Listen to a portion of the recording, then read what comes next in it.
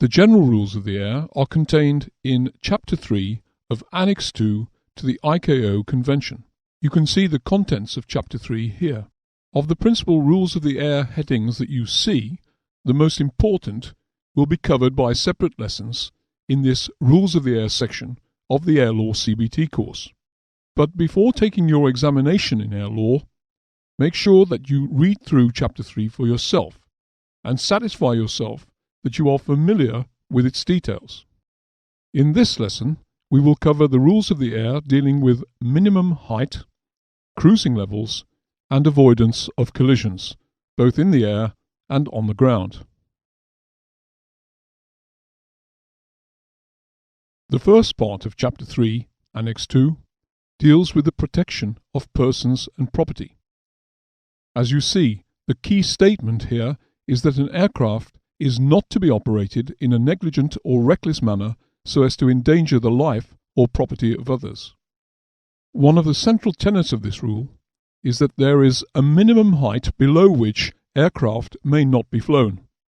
The ICAO minimum height rule states that, except where necessary for takeoff or landing, or except when express permission is given by the appropriate authority, an aircraft may not be flown over the congested areas of cities, towns, or settlements, or over an open-air gathering of people unless the aircraft is at such a height that will permit it, in the event of an emergency arising, to make a landing without causing undue hazard to persons and property on the ground.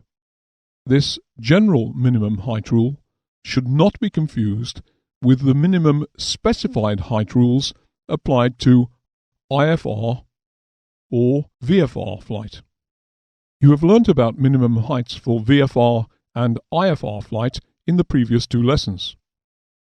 But because aircraft are always flying in accordance with either the instrument flight rules or the visual flight rules, you may ask yourself how you reconcile those rules with the general minimum height rule just quoted. The answer is straightforward. The minimum height we can fly is that which satisfies both the general rule and the rules that apply to our type of flight, that is, VFR or IFR, except of course for the purpose of takeoff and landing, or with authority permission to do otherwise. Now let's move on to the question of cruising levels. You should note here that the word level used generally in air law refers to height, altitude, or flight levels. However, in this lesson, we will be talking about either altitudes on the one hand or flight levels on the other. In order to meet air traffic and flight safety requirements, national aviation authorities establish one or more transition altitudes in the state or states for which they are responsible. At or below the relevant transition altitude, the vertical position of an aircraft in the cruise is monitored and reported by reference to altitude. Altitude is measured with respect to the local sea level pressure setting, which is known throughout the world of aviation as QNH. Over countries whose topography includes high ground and mountains, the transition altitude will be higher than over a low-lying country. For example, in the United Kingdom, the transition altitude is generally 3,000 feet, with certain exceptions such as around Heathrow and Glasgow. In the United States, though, the transition altitude over most of the country is 18,000 feet, while in New Zealand the transition altitude is 13,000 feet.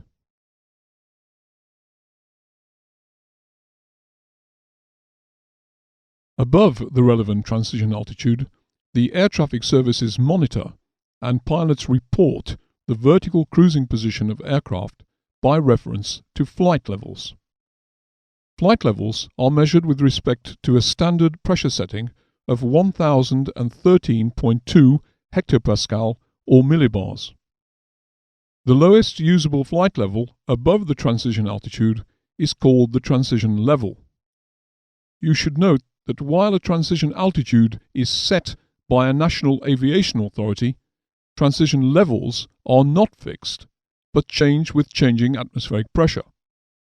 So, on a given day, the transition level might be flight level 45, for instance, as shown here, or, as in this example, flight level 40.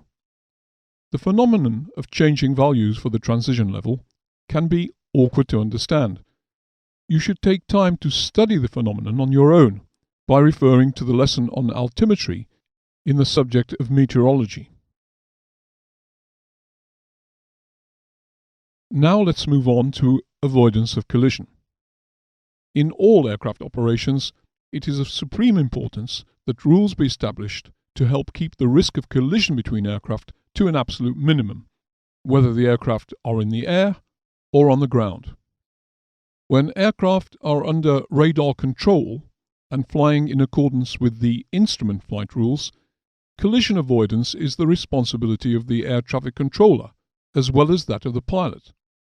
And so the rules of the air on collision avoidance may seem to apply predominantly to aircraft flying in accordance with the visual flight rules. Nevertheless, collision avoidance rules must be observed and put into practice by all pilots.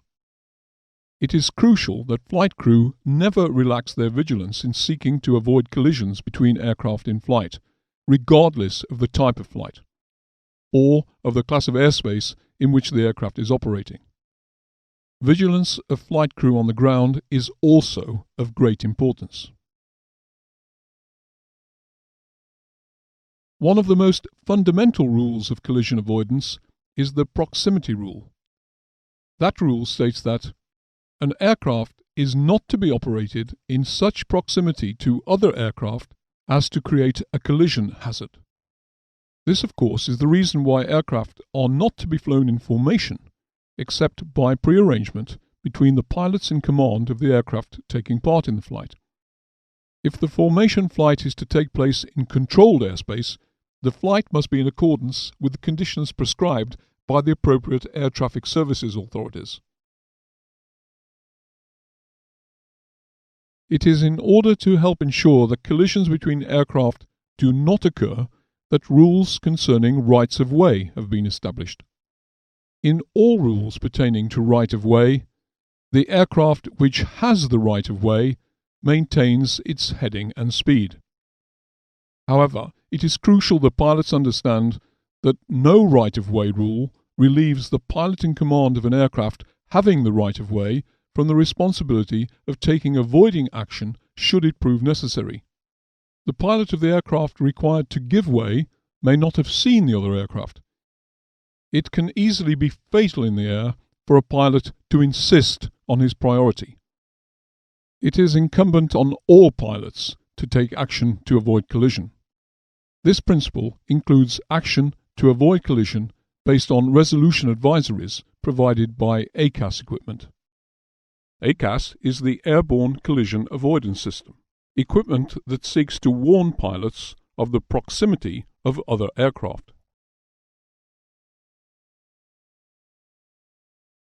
The remainder of this lesson deals with specific rules of the air from Chapter 3 of ICAO Annex 2, which pertain to avoidance of collision and rights of way. An aircraft which is obliged by the rules which follow to keep out of the way of another aircraft must avoid passing over, under, or in front of the other aircraft unless passing well clear. Aircraft taking avoiding action must also take into account the effect of wake turbulence.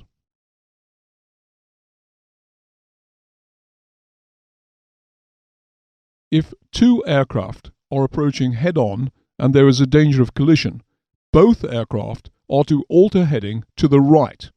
It is generally accepted that anything within the sector 20 degrees either side of dead ahead is head-on.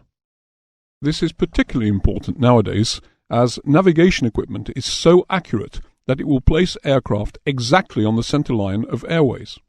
All it takes is an incorrect flight level assignment or poor height keeping, and a head-on situation is much more likely to occur than it used to be.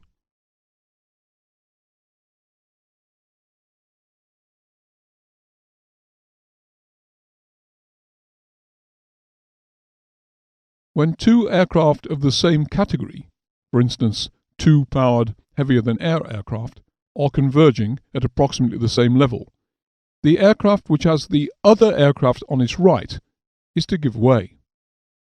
Expressed simplistically, the aircraft on the right is in the right and should maintain speed and heading.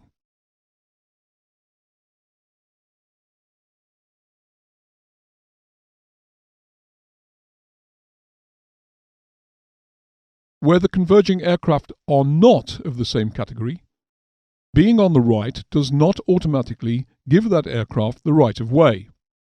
In the case of different categories of aircraft, the following right-of-way rules apply. Power-driven heavier-than-air machines are to give way to airships, balloons and gliders.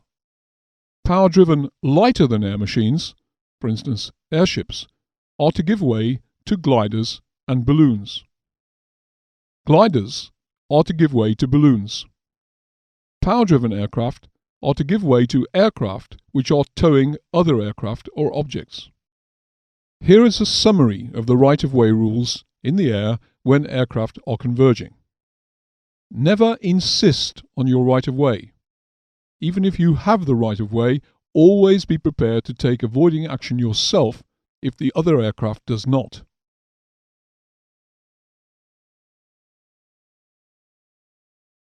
Now let's look at the situation of overtaking.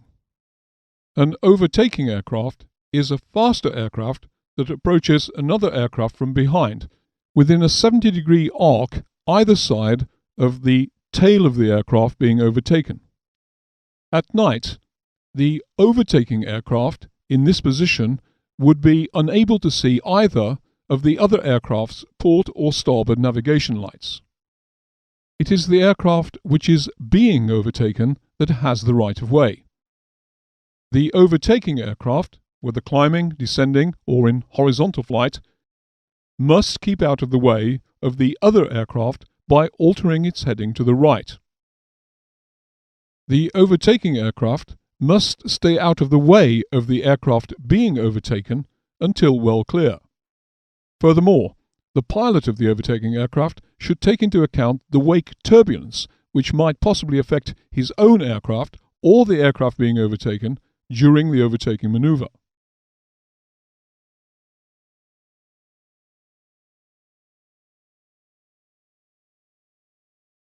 Now let's move on to the question of priority on landing. An aircraft in flight or operating on the ground or water is required to give way to aircraft landing or in the final stages of an approach to land. When two or more heavier-than-air aircraft are approaching an aerodrome for the purpose of landing, aircraft at the higher level must give way to aircraft at the lower level. But the lower aircraft must not take advantage of this rule to cut in front of another aircraft which is in the final stages of an approach to land, or to overtake that aircraft. In any event, power-driven heavier-than-air aircraft are to give way to gliders. An aircraft whose pilot is aware that another aircraft is compelled to land because of an emergency must give way to that aircraft. Let's pass now to the issue of priority on takeoff. An aircraft taxiing on the maneuvering area of an aerodrome must give way to aircraft taking off or about to take off.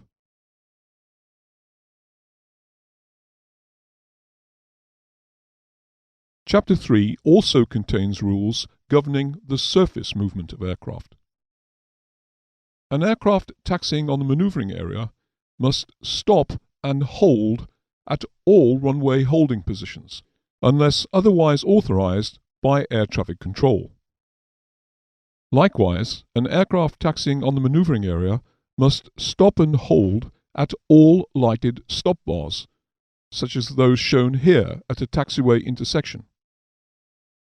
The aircraft may proceed further only when the lights are switched off.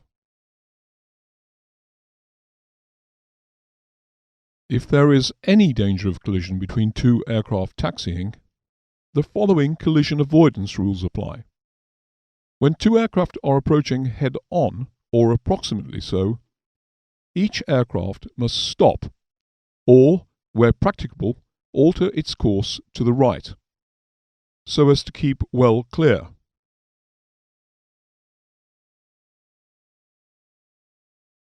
When two aircraft which are taxiing are converging, the one which has the other on its right must give way.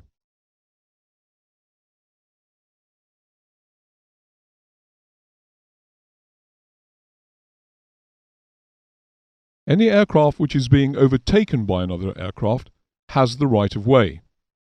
The overtaking aircraft must keep well clear of the aircraft being overtaken. That completes the lesson on minimum height, cruising levels, and avoidance of collisions.